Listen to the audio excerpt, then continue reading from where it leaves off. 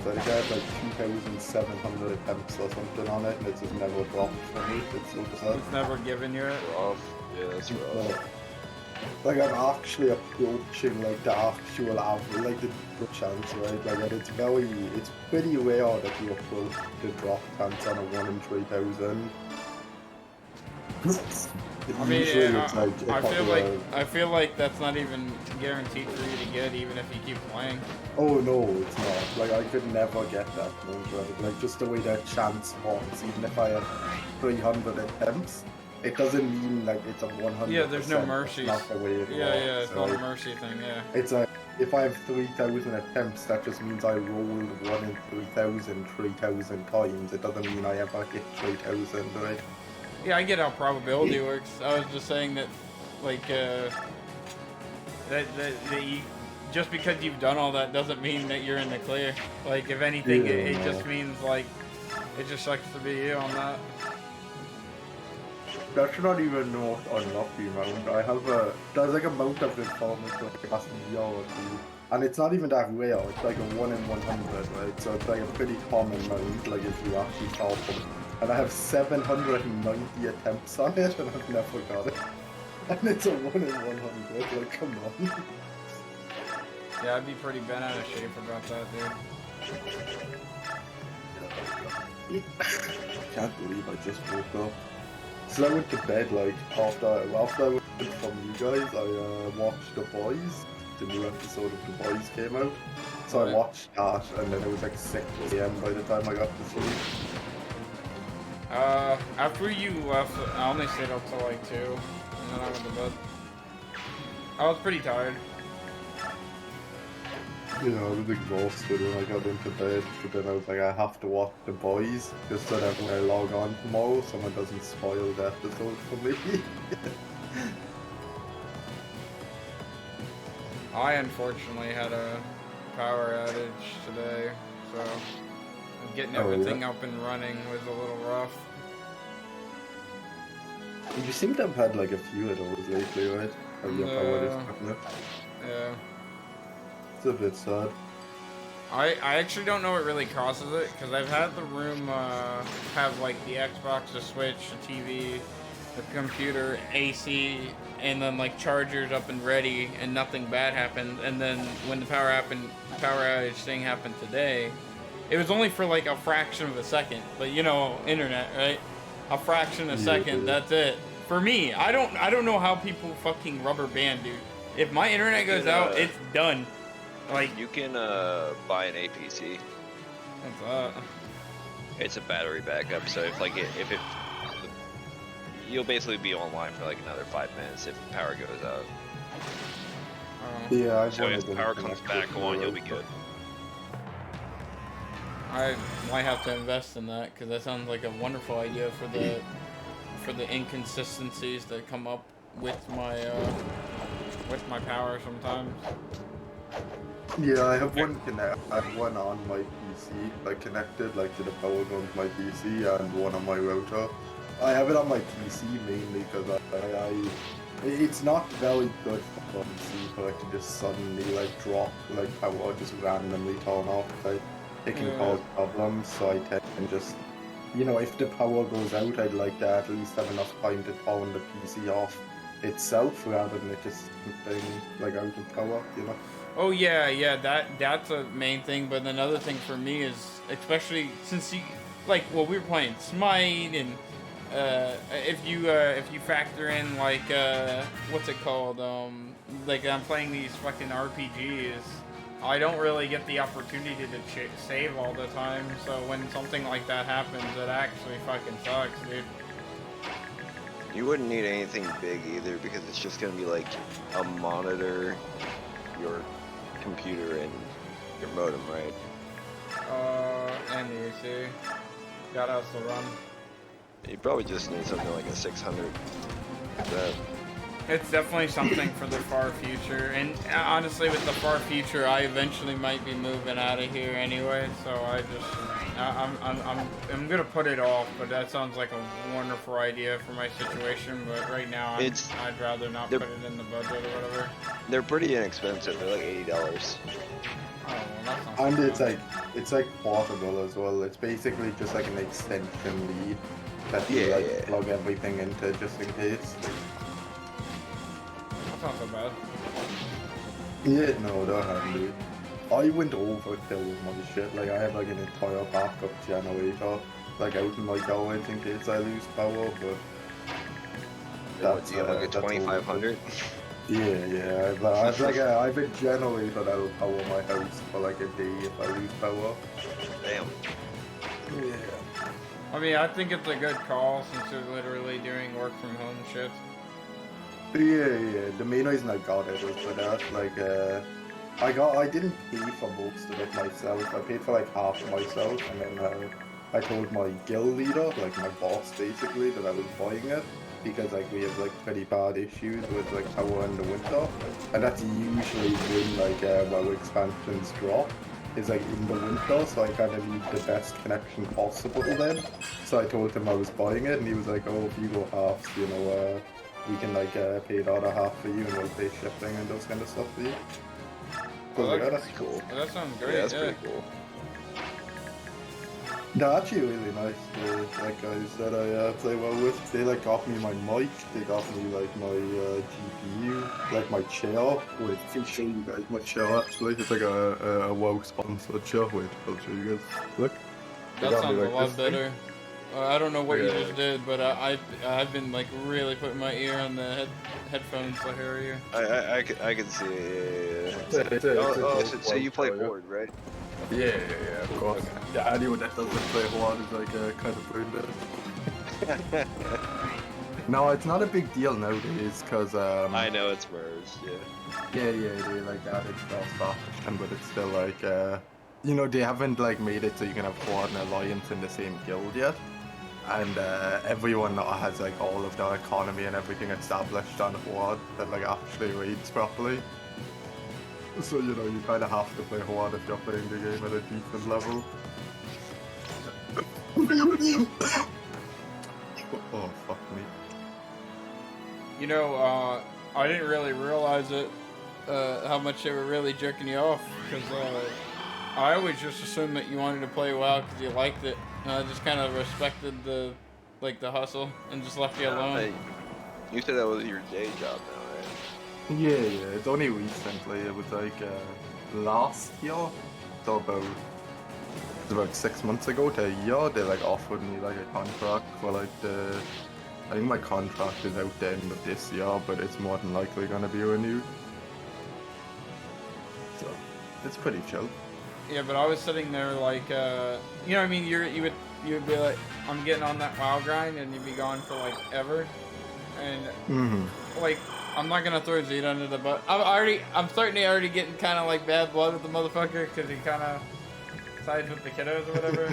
But people like that would just be like confused as to why you left, and my confusion would be more, we're playing the same game, what's going on? But when you would play WoW, I'm like, oh, he's playing with the PP, dude. I'm done. Like all that's none of my business. I got really lucky though, like to get signed by this guild because they had a mage that was actually way better than me. Not way better, but he was considerably better than me. That was a guy called Phil. I met him really, like Phil's a really nice guy, but he's been playing like competitive WoW for like the last 5 years, basically, like an insane player. And he had like personal issues that made him have to step away from the game, right? And he can't raid with them anymore. So I kinda just got lucky, and like when I was on the come up, and like when I was actually starting to pop off like pretty hard in like the scene, he had to step away and stop playing, so they needed a mage, and I was kind of like the next best candidate. You lucked out there, huh? Yeah, no, I did. And like at this point, even if Phil came back to the game, they'd probably bench me for Phil. Like Phil would probably be on the main leading roster, but they'd still keep me around as like a backup mage, just in case like they need a double mage for a year or like stuff like that. Or what if he has emotional issues again? Yeah, they keep me around like at this point, just like as a backup, and there's like more and more money like going into WoW nowadays, so they can sign more and more players like the high-end guilds. Like about a year or two ago, it was like, you know, the majority of even the high-end guilds weren't making money. It was like the like officers, the like person who founded the guild, and maybe like the top like 5 players were making money, and then the rest of the roster kind of just had to deal with it. You know, they didn't have enough money to pay everyone. The days though, pretty chilling. Well, that aside, to what I was saying about it originally,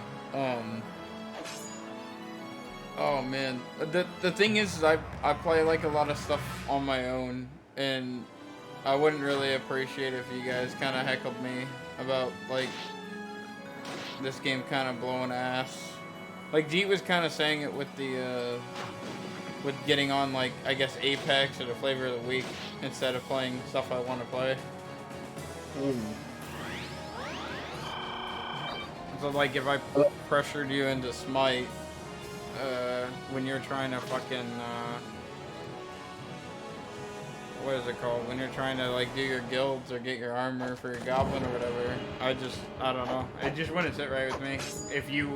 If later that year Pokemon came out and then you're like, forget this Pokemon game you've been looking forward to all year, just get back on Smite. Especially since, dude, I know we play pretty good and everything, but I really don't play Smite for the competitive scene or anything like that. I kind of strictly look at everything as if I'm gonna be playing, you know, for myself or in a game for my current situation, rather than whatever they're bringing to the table. I feel like I was like pretty upfront most of the time, like when I went off to play WoW as well, like honest. I feel like most of the time when I came back to play Smite, I was like, look, I'm gonna play Smite, but I'm more than likely gonna go back to play WoW in a bit, like when those new stuff comes out. Yeah, no, it's always what you can get about it.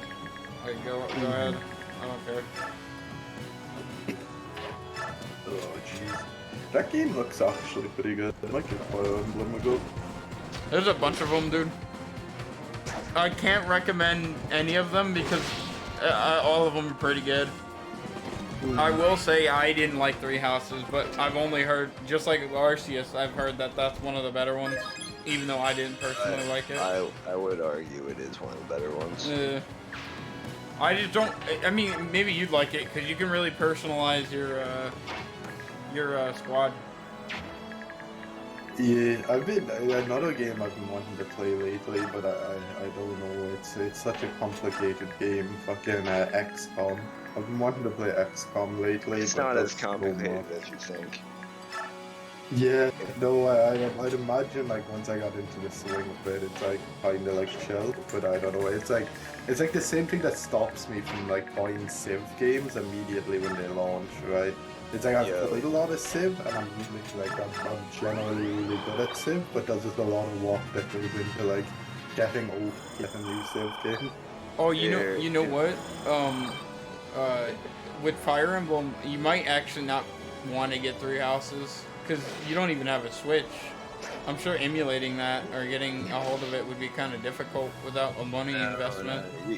You can just download the Citra client, you'll be fine. Okay, well then there you go. You'd have the most recent Fire Emblem game. Yeah, if you want like an annoying Civ game to learn from back in the day, that beautiful game right there.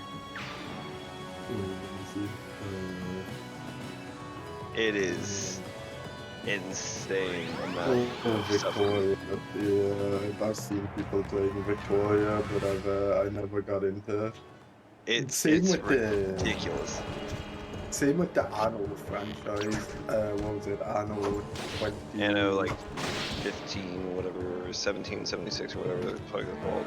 Oh, Anno 1404 and like 2205 and stuff. Those games are supposed to be like really in depth to learn as well. Victoria 2, I know, like we used to play with buddies of mine in like middle and high school. You would have to make your own diplomacies. You have to set specific things. You have to keep track of all the world powers and shit, and then just do all this other extra under the ground shit while playing, and it would take like a whole month to get through a game. Yeah. And if Prussia's an AI, Prussia will wage war on everything, and it wouldn't worry about diplomacy. It would just fucking go to town. Like I played a lot of Civ 6. I played Civ 6 with like Muffin and like the kiddos. Yeah, we still have it. Playing those kind of games with playing like games like Civ with like younger people is like really hard, right? Because they just don't have the patience to like play a long, drawn out game. Oh, you know? I fucking know, dude.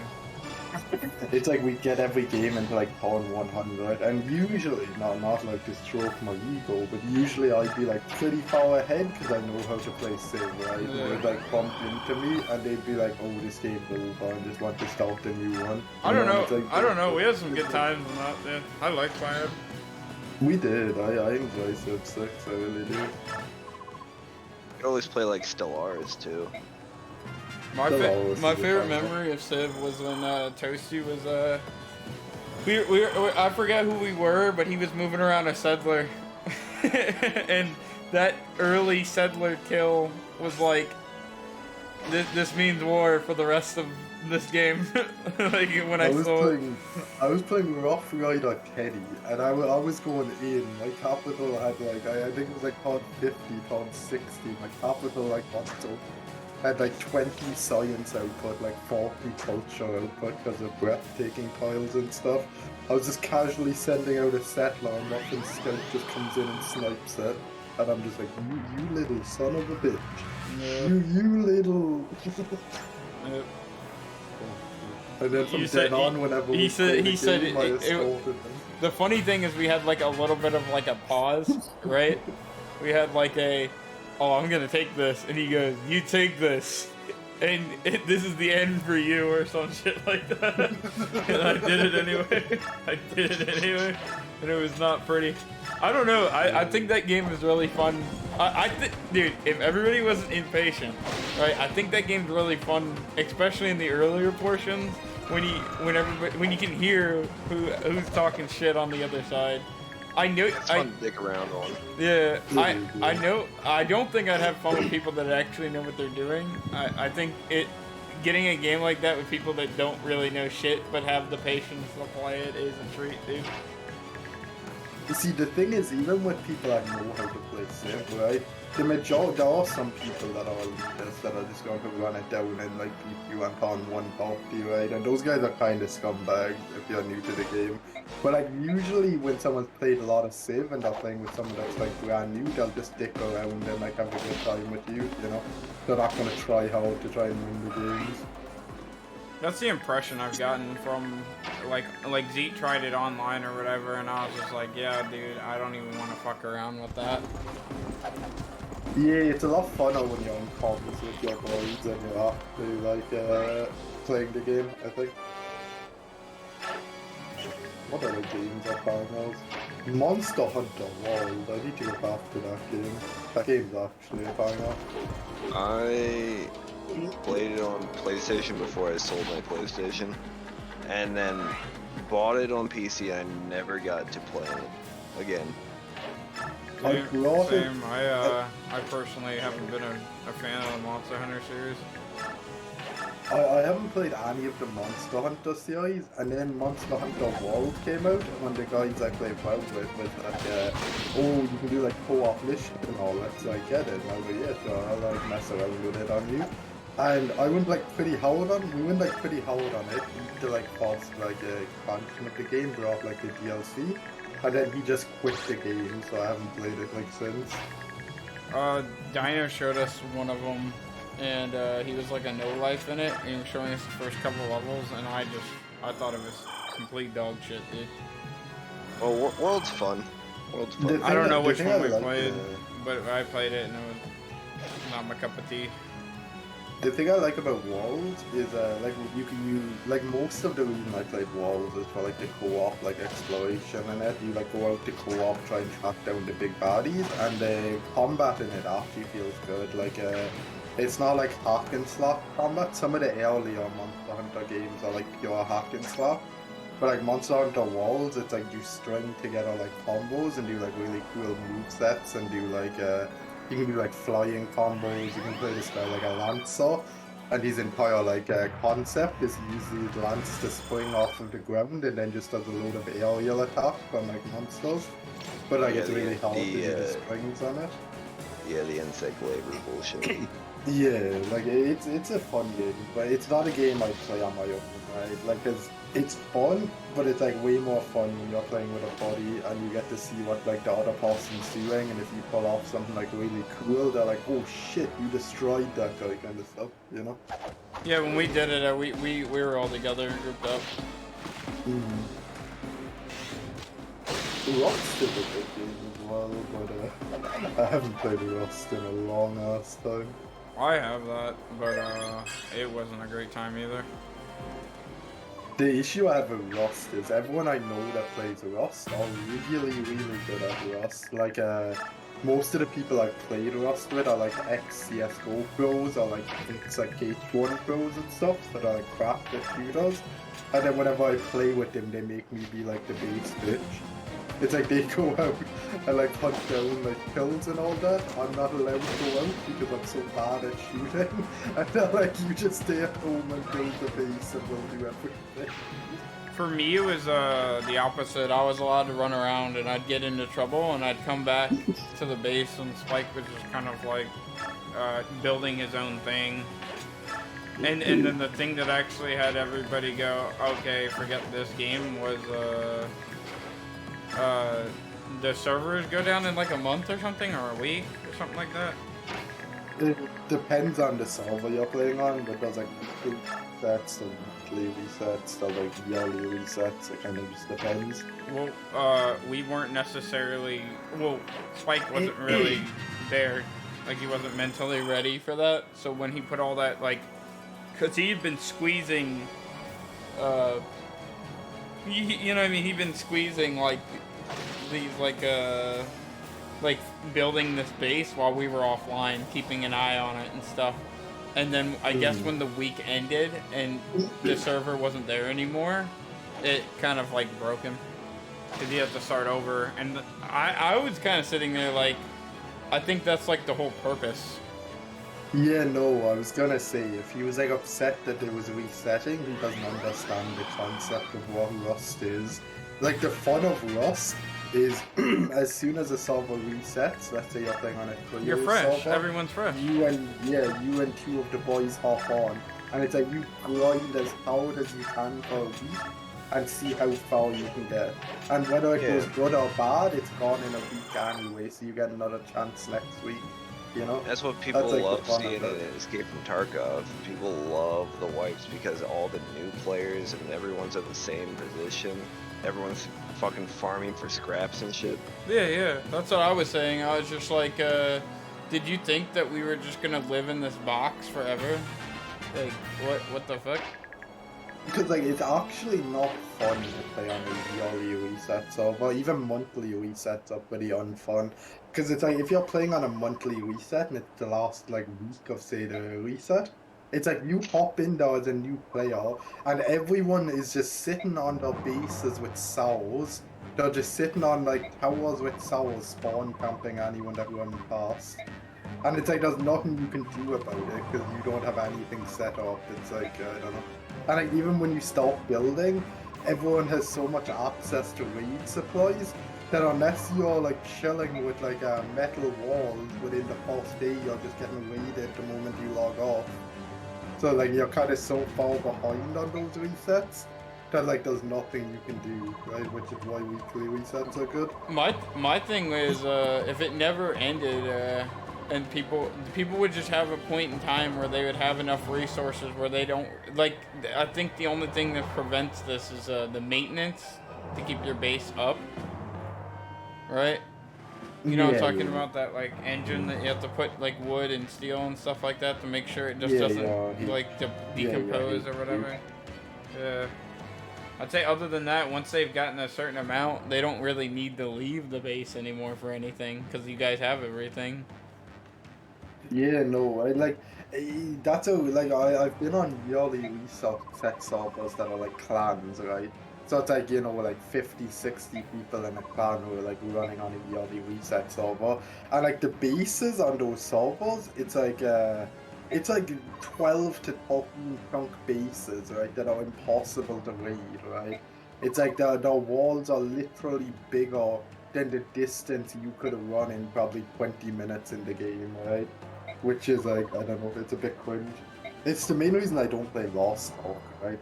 Like Lost Ark is not Lost Ark, oh fucking Ark in general. It's like, why did I say Lost Ark? The reason I I don't play think it's Ark, Ark Survival or whatever. yeah, Yeah. the reason I don't play Ark is because Ark, if you're playing on servers and you're like trying to raid server like on servers, it's always mega bases you're raiding. And it just takes so much time investment to raid mega bases. Like way too much time investment. Dude, I raided fucking closets in that game and it took forever, dude. Spike and I almost starved to death. Yeah. Roster does some W- interesting raiding. And like the first few days of resets, you're like spear raiding people and it's pretty fun. Dude, no cap. The guy, we killed him, and then we didn't kill the bed fast enough, and he was inside, and he closed the door, and we were stuck inside trying to beat it up with rocks. It was so bad. Yeah, no, Or that's not a rocks. rough one. We actually had wooden axes, but I don't know, dude. The doors were only taking maybe like two an axe hit, and then the axes would break at 10. So we had to actually use his supplies to to to live ourselves, and we got nothing for it, and it took us like 2 hours. The best way to like break through like those door bases is just to make a load of wooden spears. I think it's like 20 wooden spears to get through a door, but it's pretty time consuming. Usually you wait to raid people until you have like C4 and stuff and you just explosion raid them. Yeah, that was what Spike said. If we had grenades, this would be no big deal. And I was just like, yeah, but we don't. So what do we do? I'm assuming like since you guys were new, you didn't know like the overall progression of Rust either, right? It's like, you get a very basic base setup, then you generally will go to like water treatment or like docks or somewhere, try and get, I think it's the green key code, then Yeah, use that yeah, green about key that. code to get a yellow, then a yellow to get an Yeah, orange, and then you about all go that. off. About all that.